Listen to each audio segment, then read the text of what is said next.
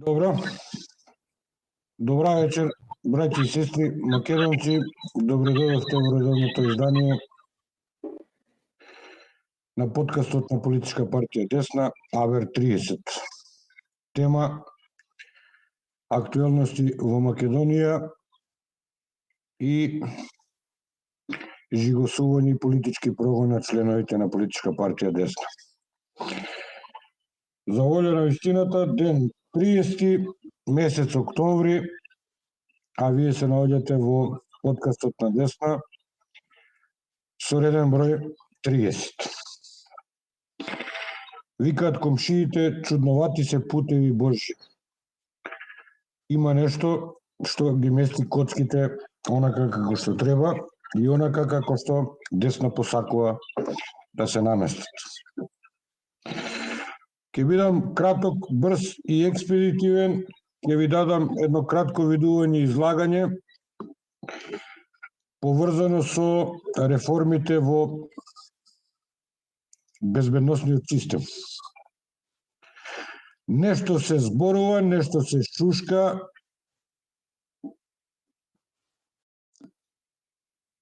нешто најавува, меѓутоа сето тоа е завиткано под некаков плашт,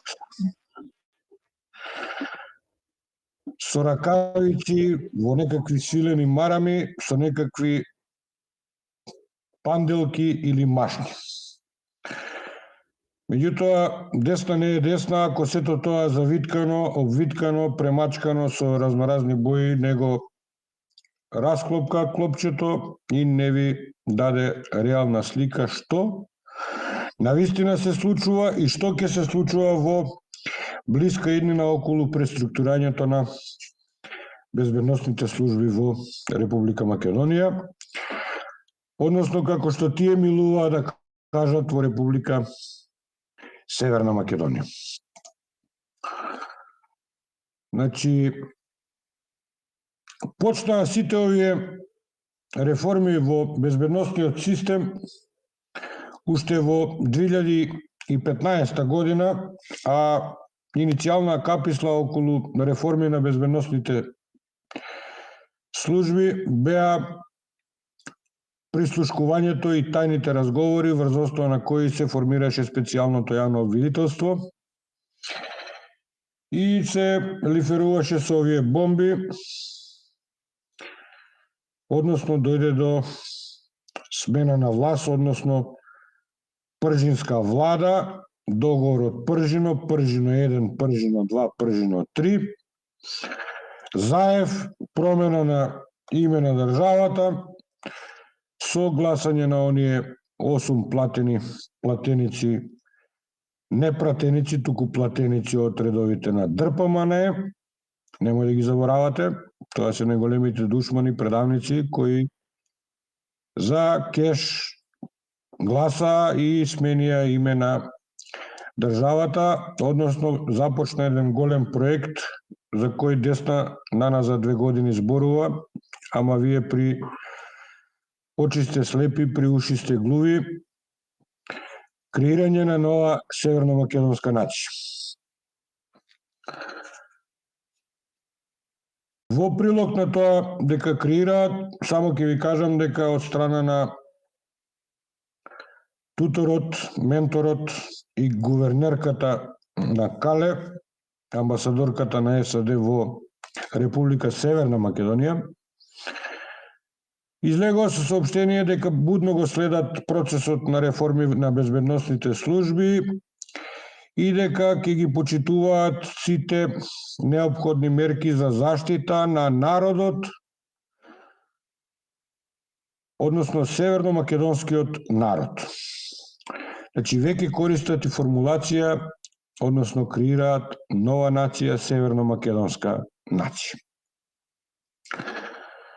Да не должам околу тоа, значи ви кажав дека сето тоа почна 2015 година, кога сите очи беа вперени во Управата за безбедност и контраразузнавање, или популарно наречена УБК, околу нелегалното следење на комуникации на илјадници граѓани, меѓу кои политичари, новинари и активисти. Прибе изготви еден извештај и посебно се фокусираше околу детектирање на слабостите кои овозможија злоупотреба на ваквиот систем за прислушкување. Сето тоа е подкрепено со закон, има законска регулатива, каде точно се дефинирано поимите и начинот на постапување и тајно прибирање на податоци преку надзор, а се однесува во делот на следење на комуникација. Овие високи експерти во тоа време детектираа дека УБК како таква имаше монопол на користење на опрема за следење во разузнавање и во кривичните истраги. Односно, единствено УБК како таква ги следеше комуникации не само за потреби на разузнавање и контраразузнавање, туку и во име на полицијата, царинската управа и финансиската полиција. Како резултат на ваквата поставеност, УБК ги имаше сите средства за мешање во кривични истраги и индиректно да ја потцени, односно подкопа независноста на водачот на истрагата, односно обвинителите. УБК како таква имаше директен пристап до опрема што технички овозможуваше директно и слободно спроведување на мерки без судска наредба, како што е предвидено во законот. Со оглед на ваквите законски решенија, реформата на безбедносните, односно разузнавачките служби, се одвиваше во повеќе фази, а првата беше реформа на системот за следење на комуникација. Врз основа на овој извештај на Прибе, каде што има препорачано оделување на функции на следење на комуникации во интерес на кривични истраги и следење заради безбедносни намени, со тоа да се намали мандатот на УБК, како и дека УБК не треба да има директен пристап до техничка опрема која дозволува отсликување на комуникацијски сигнал. И се случи, нашите зема паметни умни глави, не мислеа со своја глава, туку зема и препиша, преслика хрватски модел, односно го преслика оперативно-техничкиот центар, кај нив се вика ОТЦ во Хрватска, а кај нас се вика ОТ, Оперативно-техничка агенција. ОТА како таква овозможува примена на мерка од страна на властени органи само врз основа на судска наредба, а при тоа како институција нема директен пристап до содржина на следените комуникации. Од друга страна, овластени органи за следење на комуникации кои имаат пристап до ваквата содржина немаат технички можност самите да пристапат кон примена на мерката. Ова наша агенција, скратено наречена ОТА, да ве потсетам, започна со работа на 1 ноември 2018 година. Значи, без малку 6 години како функционира и ќе ве потсетам, а вие заборававте, на седница на собрание тогаш со 91 глас за беше избран директорот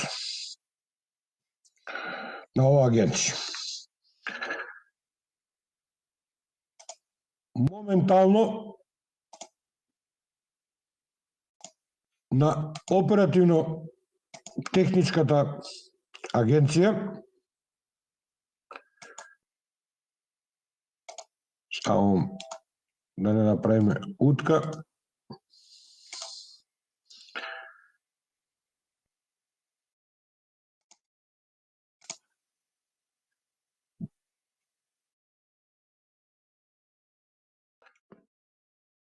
Закон за следење на комуникација се изгласа исто така во собранието. Со тој закон во член 18 се дефинирани мерките за следење на комуникации заради заштита на интереси на безбедноста и одбрана на државата. А тука се дефинирани како и на кој начин се следат и снимаат телефонски и други електронски комуникации, како се следи и снима внатрешноста на објекти, затворени простории и предмети и влез во тие објекти, затворени простории и предмети заради создавање услови за спроведување на мерката, следење и светлосно снимање на лица на отворен простор и на јавни места, односно овде ви е дефинирано меѓу другото и проектот Safe City кој се реализира во Скопје, Тетово и во Куманово. И четврта мерка која е предвидена во член 18 во Законот за следење на комуникации е следење и тонско снимање на содржина на комуникации на лица на отворен простор и на јавни места. Сега, што е битно во овие безбедносни структури? Битно е што паралелно со реформите се донесе закон и се формираше Агенција за национална безбедност, со која раководи директор кој го именува и разрешува владата. Знаете дека беше именуван Виктор Димовски, кој сега е разрешен. Имаше во меѓувреме и друг именуван директор, меѓутоа тој беше само летечи стрелац во АНБ. Сега го поставија големиот ВМРО-вец кој беше председател на општинската организација на ДПМН во Скопје, Христовски. Бојан. Нивен мандат трае 4 години со право на избор на уште еден мандат. Предлог закон за Агенција за национална безбедност претрпе неколку измени во однос на критериуми, баш по однос на изборот на директорот. И таму беше дефинирано дека директорот треба да има најмалку високо образование со 240 ЕКТС кредити во општествени науки, природно-математички или техничко-технолошки науки, како и најмалку 12 години работно искуство во областа на одбраната, безбедноста, односно разузнавање или во области поврзани со нив, од кои најмалку 5 години на раководни позиции. Не знам само кој од овие услови ги исполнува новоименуваниот директор Бојан Христовски. Во периодот кога се креираше ова законско решение, една од клучните теми за дискусија беше начинот за назначување на директорот, дека не треба да биде партиско лице, односно да биде член на било која политичка партија која суштествува во Република Македонија. Бојан Христовски потпишал изјава дека истапува од редовите на ДРПМН и дека повеќе не е член на ВМРО ДРПМН. Чудно. Дел од експертите тогаш сметаа дека ваквото решение може да води до политизација на службата и злоупотреба за политички цели, што се и случи од страна на тогашната гарнитура на власт, предводена од Doing Business и СДССМ, инструирана од поранешниот министер за внатрешни работи Оливер Спасовски, каде што определени оперативни работници, раководители во Агенцијата за национална безбедност имаа задолжение да го следат македонскиот национализам и радикализам, преди се активностите и дејанијата на раководството на политичката партија Десна. Во последните денови, пред да се случат овие кривично правни настани во текот на месец ноември, сведоци сме и имаме сознание и информации дека во ходникот на АНБ и во работните простории на АНБ, каде што престојува Јовче Ременски, инаку да ве потстам дека тој е сопруг на Фросина Ременска, која од ДПМН премина во СДС и се уште мислам нека некаде некој си амбасадор во Италија или не знам каде, се уште е таму. Тој беше задолжен да ги следи политичкото раководство и функционерите на политичката партија Десна.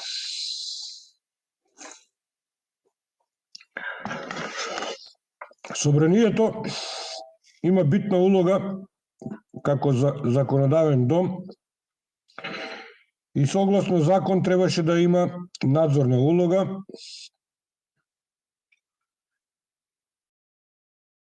во вршење на работата на АНМ. Кога го именуваа Виктор Димовски, тогаш позитивно мислење даде Емил Димитриев, член на ВМРО ДРПМН, кој беше председател на Комисијата за надзор на безбедносно-разузнавачки служби. И видовме како и на кој начин тогашниот директор Димовски извршуваше и остана на фреквенција на партиска линија. Имаше реакции од невладини организации, меѓутоа сето тоа помина за дневна политика, денес се каже, утре ќе се заборави и така натаму. Инаку оваа агенција има заменик директор, кога го именува и разрешува владата на предлог на директорот. Последен дел од безбедносните структури е Агенцијата за разузнавање, која е основана далечната 1996 година во согласно со законот за Агенција за разузнавање, кој е донесен 95 година. Без малку 20 години, јас можам да ви кажам, тврдам најодговорно дека овој закон досега никогаш не е менуван, нити е дополнуван. Зошто? Зошто е оставена оваа Агенција за разузнавање таква каква што е? Затоа што оваа агенција има работа да врши анализа и истражување на собрани податоци и информации, задолжително ги известува председателот на Република Македонија, владата на Република Македонија и други државни органи за прашања од значење на нивниот делокруг. Ваквото дефинирање согласно закон на Агенцијата за разузнавање е нејасно. Тие имаат добиено широк мандат на работење, при што не е јасно на кој начин незината работа е различна од онаа на военото разузнавање. А военото разузнавање е предмет на дискусија, затоа што никаде во ниту еден закон, освен во Законот за одбрана, не постои нивно спомнување дека тие воопшто фигурираат како такви. Ке дојдеме и до тоа. Нивната работа се огледа при собирање на податоци и информации од областа на одбраната или од работа на институции задолжена за национална безбедност. Иако постои перцепција дека агенцијата функционира како агенција за надворешно разузнавање, тоа во законот никаде не е регулирано дека агенцијата треба да собира информации од и или од странство.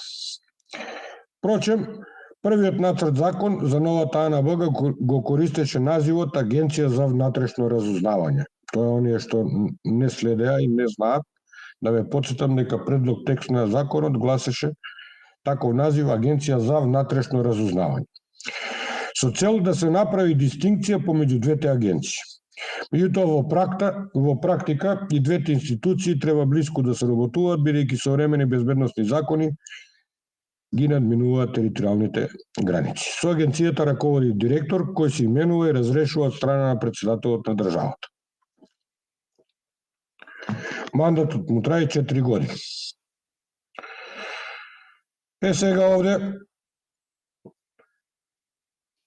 околу поставување на директор требаше да се направат и тука строги критериуми по примерот на директорот на АНБ. Меѓутоа, доколку во една земја има две разузнавачко-безбедносни служби, а критериуми за нивно раководство се сосема различни, може да се добие впечаток дека критериуми се кројат според поединците, а не обратно. Сегашниот директор на Агенцијата за разузнавање е професионалец со долгогодишно искуство во АРА и нема информации за негово политичко дејствување. Ова се мислеше на директорот кој беше именуван од страна на СДСМ и ДУИ. Во законот не се пропишани кои се методите за работа на агенцијата, туку истите ги пропишува владата. Битно овде во делот на безбедноста и преструктурирање на безбедносните служби е да ви се каже дека на 18 февруари 2019 година се донесе единствениот национален електронски регистар на прописи или ЕНЕР, во кој беше објавено известување за почеток на процес на подготовка на предлог на Законот за Агенција за разузнавање под надлежност на Министерството за правда. Со оглед на тоа што се најавија тогаш предвремените парламентарни избори 2020 година, Законот за Агенцијата за разузнавање не доби зелено светло, нити се отвори дискусија во собранието. Териториите кои што на Украина, зборувам за Луганск и Донецк, територии кои што и се дадени на Украина во време кога Украина е оформена како СССР, држава која што влезе во Советскиот сојуз, а дадена, териториите се дадени од страна на Ленин тогаш. Проблемот е нивен, нека си го решаваат, посакуваме со по мирен пат да се реши, ама тоа НАТО не го сака, само декларативно така зборуваат. Така да нема ништо од тоа. Сега почнаа да плукаат сериозно зошто некои 20.000 корејски војници влегле во Русија и ќе се борат против украинци. Северна Кореја е држава, проблемот настана 1950 година, историски малку да се вратиме, кога американците преку Јужна Кореја и со помош на јапонците сака да ја заземат цела Кореја, да ја стават под своја. И се поделија на Јужна Кореја, Северна Кореја. И тогаш русите тајно, без одобрување на Обединетите нации, и помогнале на Кореја, на Северна Кореја, да биде независна и да се спаси од американското зло. Русите имаат пратено еден авијатски полк, 34 авиони, МиГ-15. Американците имале многу повеќе авиони и ги бомбардирале позициите, пробале да ги бомбардираат позициите на Северна Кореја, при што русите носеле кинеска униформа и со тие авиони имаат оборено многу американски бомбардери, летечки тврдини, а имаат обарано и Сейбр, во она време американски авион, млазен авион. Рушењето на авионите е 4:1 во полза на русите. Русите обарале за еден МиГ-15 што е оборени се 4 американски авиони. Зборувам само за ловечка авијација, оние се приде плюс бомбардерите. Тие се обарани многу почесто и всушност русите ги спречиле американците да ги бомбардираат позициите на Северна Кореја. Така да не била Русија тогаш, да не била Кина, Северна Кореја сега би била под американски диктат, протекторат, како сакате кажете.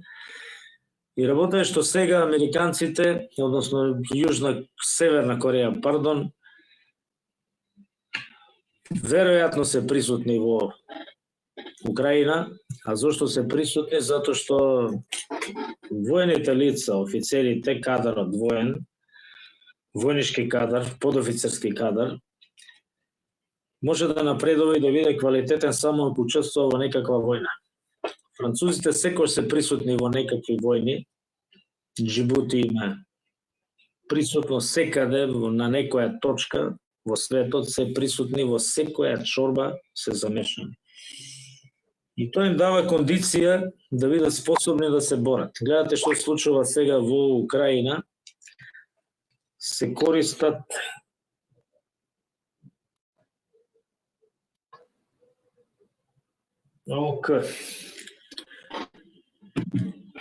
мал технички проблеми, се извинувам од режијата.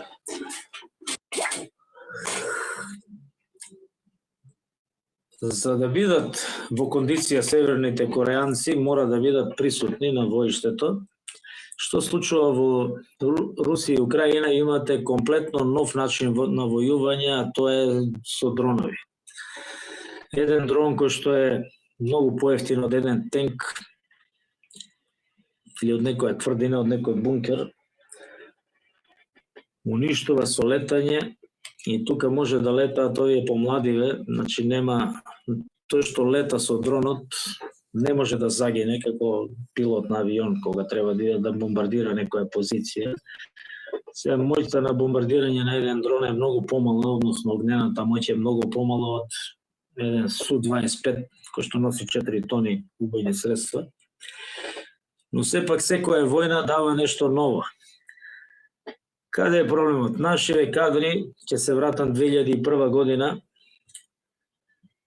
како учките со помош на американците, на Хавиер Солана, ни направија проблем, а проблем направија затоа што нашите кадри, офицерски, генералски, не беа зрели за водење војна, односно немаа помирисано барут. Многу од нив протрчаа низ зона југословенска криза што се случи во Словенија, Хрватска, Босна се случи после Македонија, почна во времето кога се одвоивме, ама едноставно немавме кадри кои што се обучени да војуваат. Војувањето бара кондиција. И затоа кореанците се таму.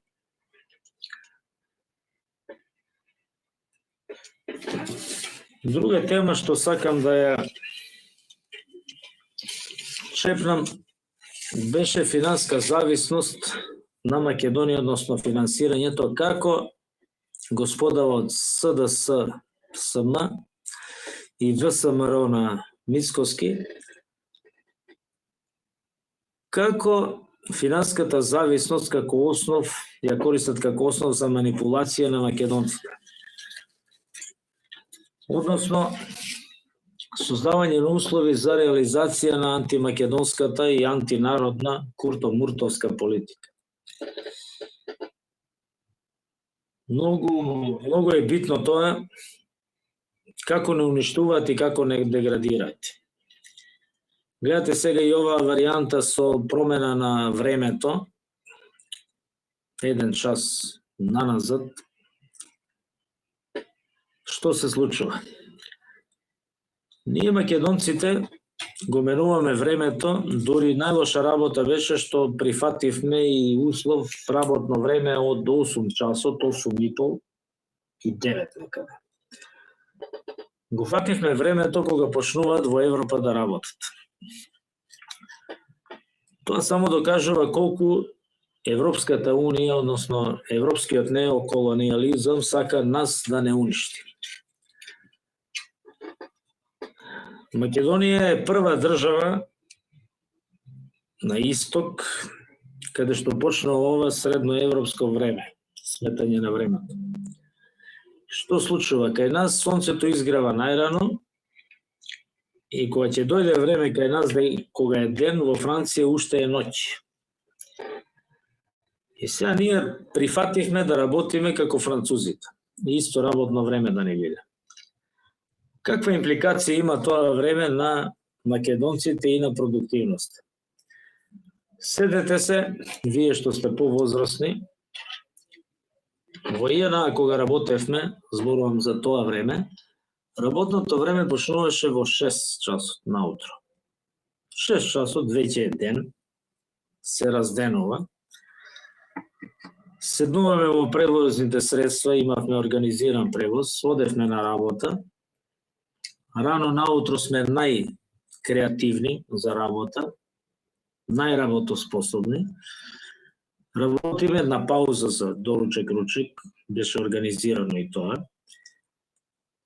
И дома си одиме во 2 часот.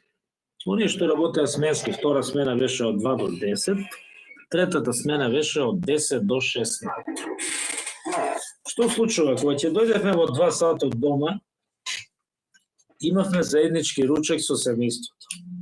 А кој сакаше, можеше да си поработи и нешто приватно, да си поработи по дома, креативноста можеше да си ја исполни.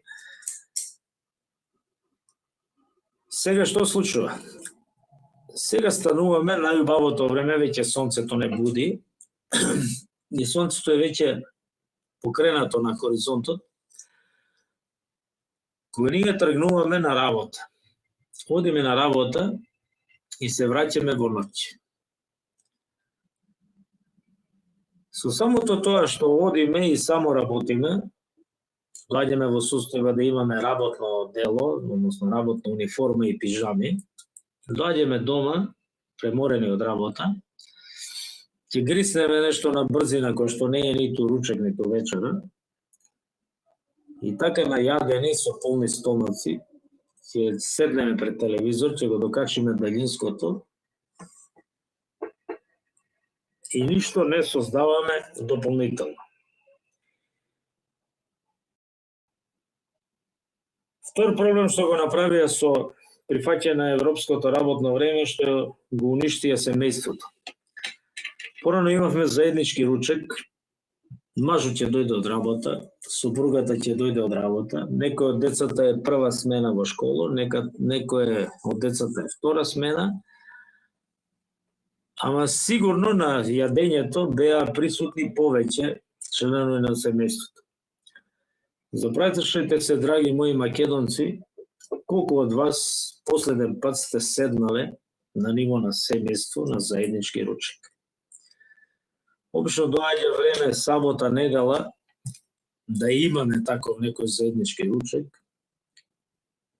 Зборам за потесното семејство, кога некој од децата ќе се омажи или ожени, се создава своје семејство, ама и таму е проблем. Зошто? Затоа што сопругот и сопругата, кога се на работа, ќе дојдат различно време, кој спремил јадење, спремање од нога, или ќе јадат некаде на брзина. Како и да е, сето тоа влијае на негативно на семејството, на креативноста, на работоспособноста, на ноќната мора, што ја викаме работа. Рековме дека Курто и Мурто сакаат да не направат финансиски зависни, всушност тоа им оди во прилог на нив, а оди во прилог и на Европската неоколонијална унија. Како им успева на Курто и на Мурто да го работат народот, да го орат, а народот упорно да гласа за нив. Пазите, не зезаат, не малтретираат, не тероризираат, не лажат. Македонија повторно твоја, а после испаѓа реалност е северна. Они од СДССМ иста работа.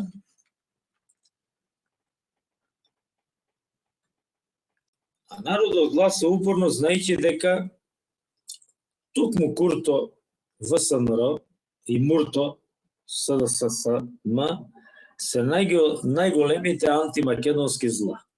На секого ви е јасно. И вие што гласате за ВСМР, и вие што гласате за СДССМ. Гласате затоа што имате личен интерес. Продадете татко, мајка, ќе продадете држава. Зашто? Заради некаква си ваш комодитет, работното место да ви остане тоа што е. Има многу познаници, роднини, некои од нив се толку лигават за тоа некакво си работно место, па објавуваат по социјалните мрежи секакви глупости, само за да останат таму каде што се. Како им успева тоа на ВСМР и СДССМ? Ќе тргнеме од нивоата на потреби кај луѓето. Кој каква потреба има?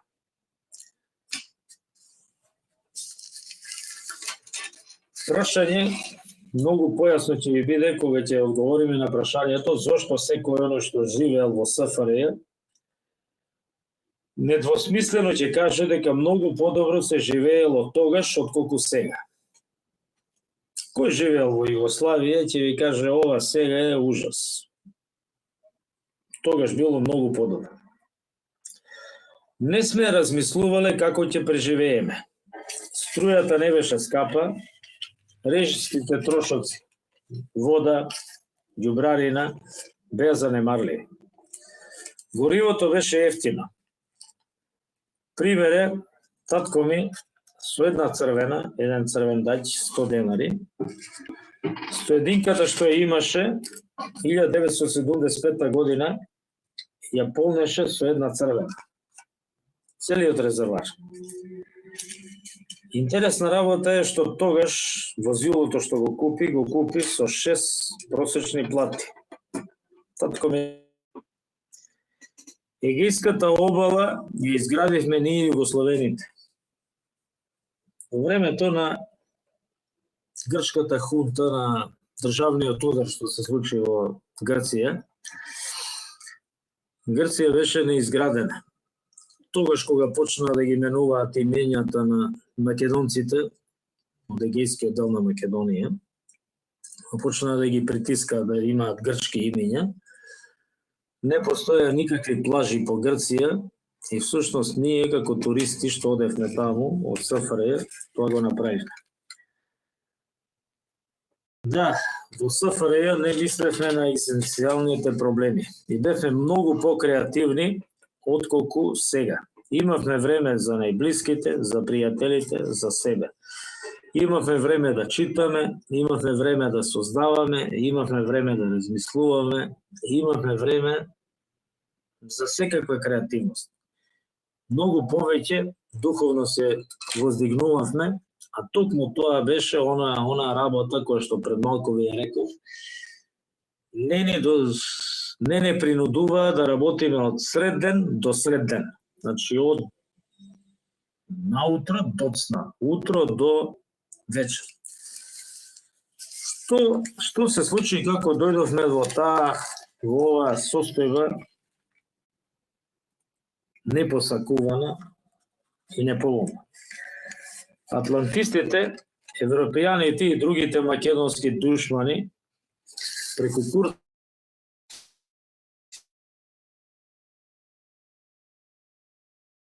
активна нација во народ кој што се бори за гола екзистенција, односно за решавање на психолошките и безбедносни потреби, кои што се најниски нивоа на потреби.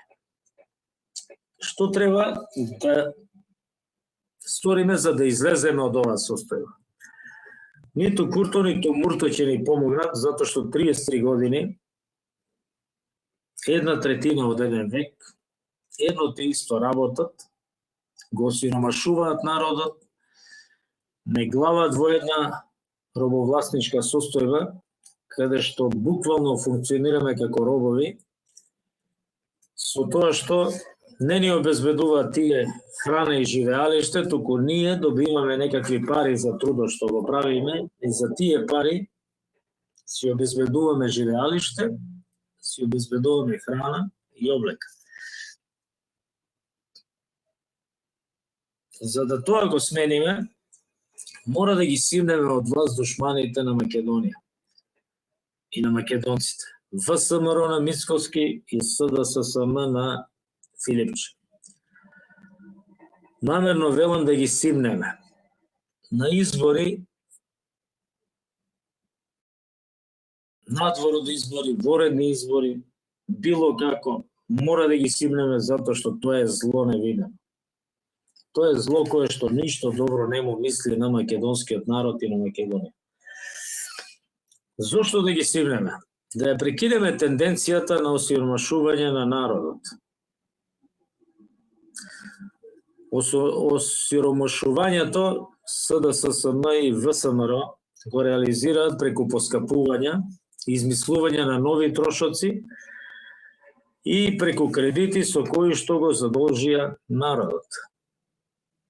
Кои се зголемувањата на постоечките трошоци? Струјата се зголемува, демек нема да се зголеми, а ќе ја зголемат. И дојдовме во состојба да плаќаме многу скапа струја.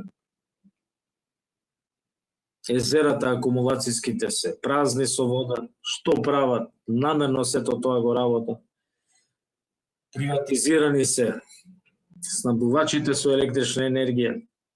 Едноставно доаѓаме во состојба струјата во Република Македонија да биде иста како онаа што е во Европската неоколонијална унија.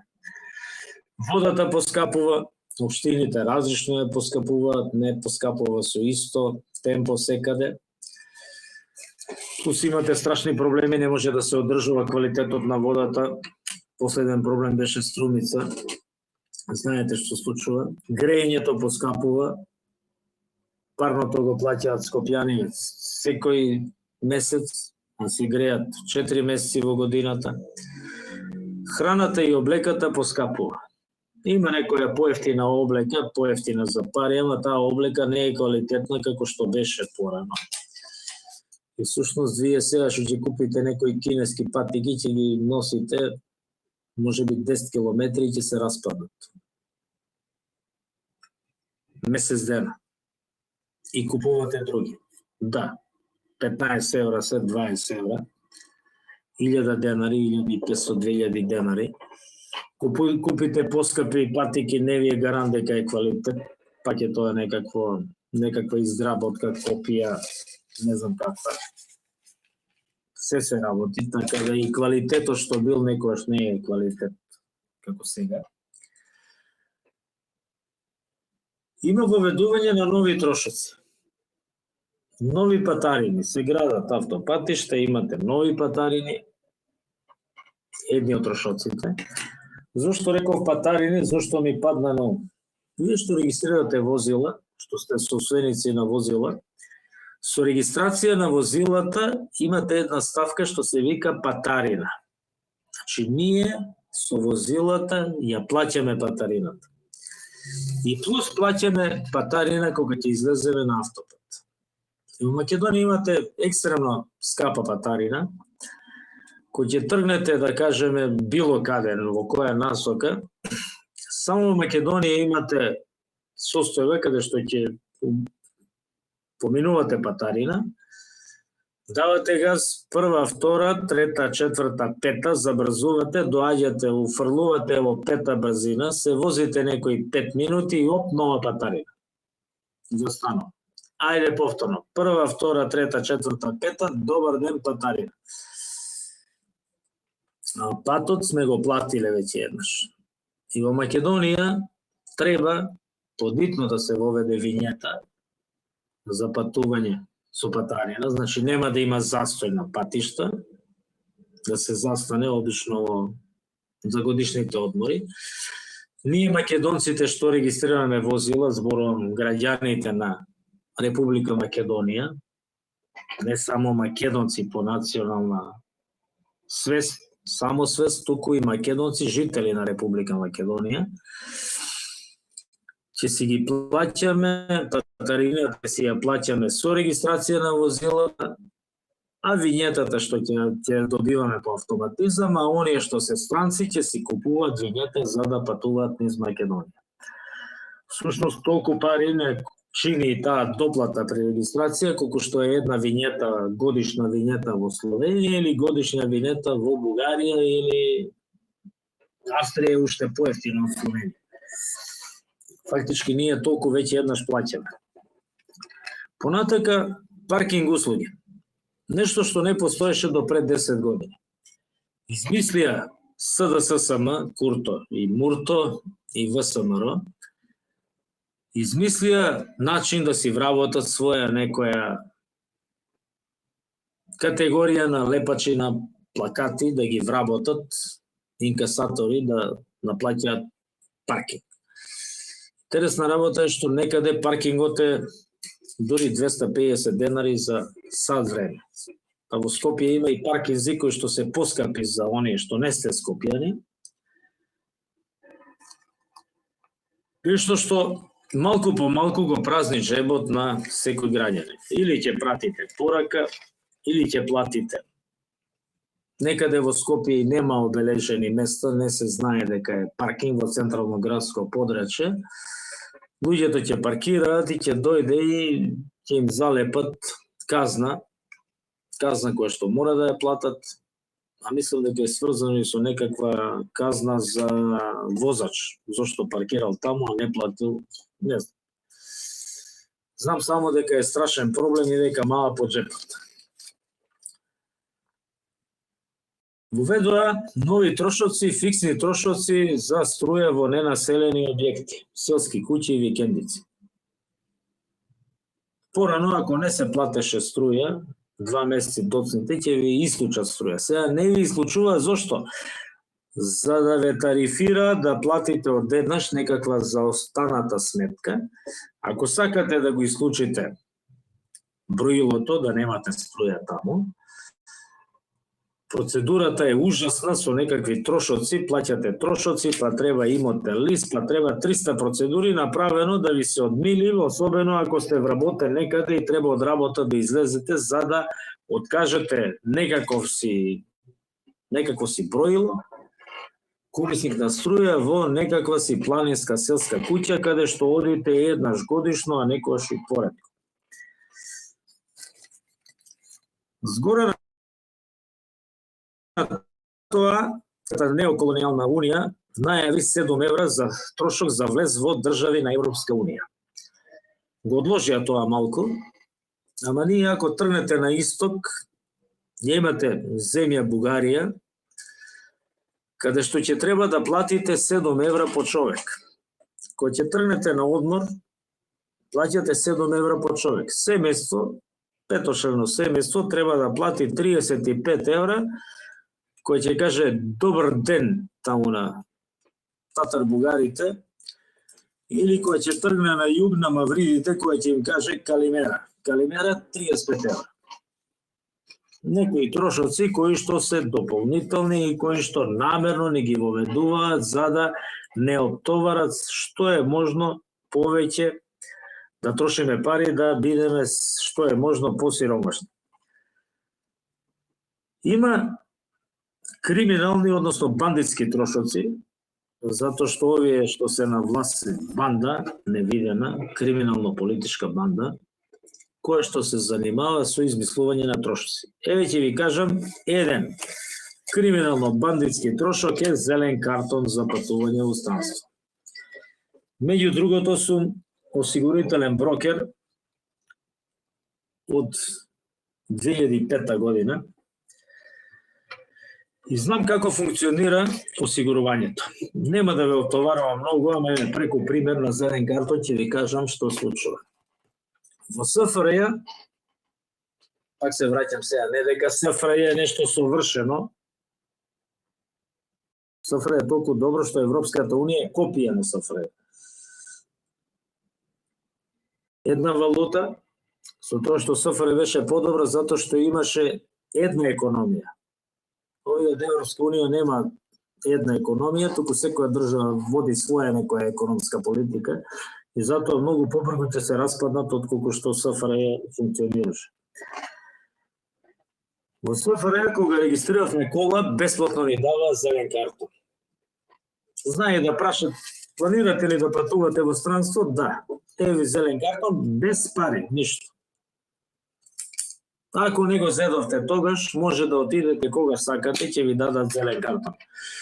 Мене ми дава зелен картон со регистрација на возилото, повелете, без врска што работев во разузнавање во ЈНА и немав право да патувам во странство, односно за да патувам, јас со мојата работа мораше барање да пополнам, па да ми одобрат, па подготовка безбедносна, процедурата беше, што да ви кажам.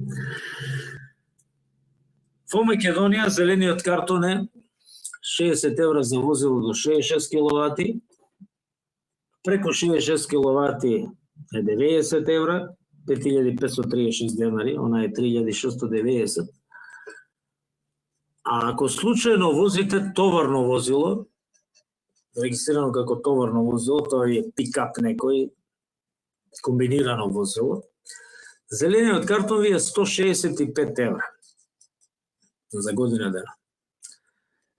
Немате зелен картон за 3 месеци, немате за 6 месеци, имате за месец дена, а тој за месец дена е малку поевтин од оној кој што е фул за цела година. Например, ако треба преку 66 киловати да платите 90 евра, сакате да земете за месец дена, тој за месец дена ви е 60 евра. А може да ви треба 2 пати во годината и ако земете 2 пати во година по месец дена, ќе платите 120 евра наместо 90. Драги мои македонци, зелениот картон е криминал, кражба на народот. Зошто? Зелен картон е потврда дека вашата кола е осигурана во вашата матична држава. Затоа што вашата полиса за осигурување е на кирилица, напишана, и ако се случи некаква сообраќајна незгода во кај јужниот сосед или во Шчиприја, на запад, одите во Шчиприја и не да може се случила сообраќајна незгода и ви бараат дали колата е осигурана, вие не вадите полиса за осигурување, затоа што е на кирилица, на македонски јазик, туку вадите зелен картон и зелениот картон е обична потврда која што вреди, вредноста на тој зелениот картон е некаде околу 2 евра. И без врска дали возите кола од 60 киловати, 90 киловати, товарно моторно возило, зелениот картон треба да вреди 100 денари, ако сакате да извадите зелен картон. 120, нека биде 120. Обична хартија која што е преведена и кажува дека колата е регистрирана во Република Македонија. Тоа е кражба, 1000 пати сум рекол, тој, еви, десна како партија се залага такви трошоци, сите тие трошоци кои што се непотребни, да се семнат од товарот на граѓаните. Да не крадат и да не измислуваат некакви дополнителни трошоци. Тука е изголемување на бројот на казни во сообраќајот, така не држат во сиромаштија. Ограничувањата стојат уште од времето кога нашите родители, дедовци, баби возеа фичо, 101 пегличка, и сега возиме коли кои што имаат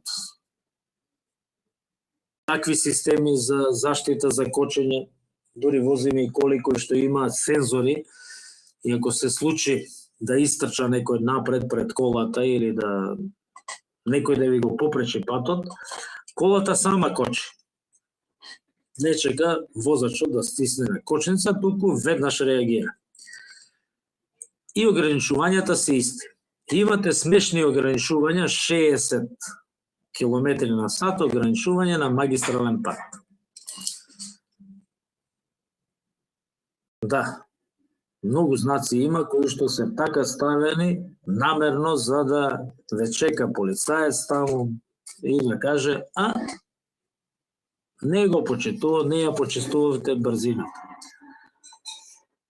А обично е 80 на сат или 90 на магистрален пат, ограничување, и одеднаш мора да намалите брзина.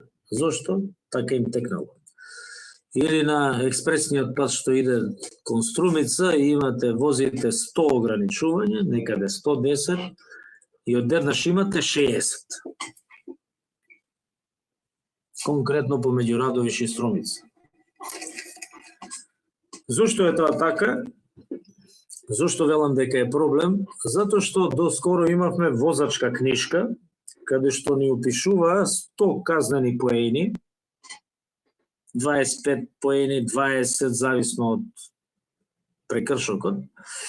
И тие поени има вредност има значење на опомена. Значи, едноставно сте возеле, сте поминале, сте направиле некако прекршок, не ве казнуваат финансиски, туку поени.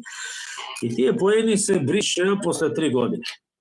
Нормално, знаат полицајци да кажат зошто не платите казна, еднаш има таква казна, зошто не платите да си ги чувате поените. Не сакам да ги чувам поените. Едноставно сакам да ги потрошам за да не платам казна. Сега и тоа мора се плати. И многу други трошоци не ги воведоа кои што не ги плаќавме во СФР, а не ги плаќат и во многу други држави. Ќе ви кажам еден пример. Толку сме во Македонија оптоварени со секакви глупости на телевизиите, Што не гледаме каде не јадат и каде не крадат. Што не се плаќа во СФР и каде Македонија е една од ретките држави каде што се плаќа таков трошок. Една од ретките држави е каде што се плаќа данок на живеалиштето, примарното живеалиште. Таму кај што живеете во куќата и во станот, во европските држави не се плаќа данок. Ние во Македонија плаќаме данок и на примерното живеалиште. Имате стан, не плаќате данок. Имате викендица, плаќате данок. Имате втор стан, плаќате данок за вториот стан. Имате викендица, плаќате данок за викендицата. Имате куќа, втора куќа, плаќате данок за куќата. Значи, тие даноци треба да се ослободат, сега не е кој знае каков данок, ама малку по малку се собира и прави проблем. Значи, буквално не краба. Следна работа е што во некои од општините за купување на стан или куќа за недвижен имот се плаќа 3%, а во некои општини се плаќа 4%. Зошто е тоа така? За да ви брснат во джепот. 1% горе-долу не е многу.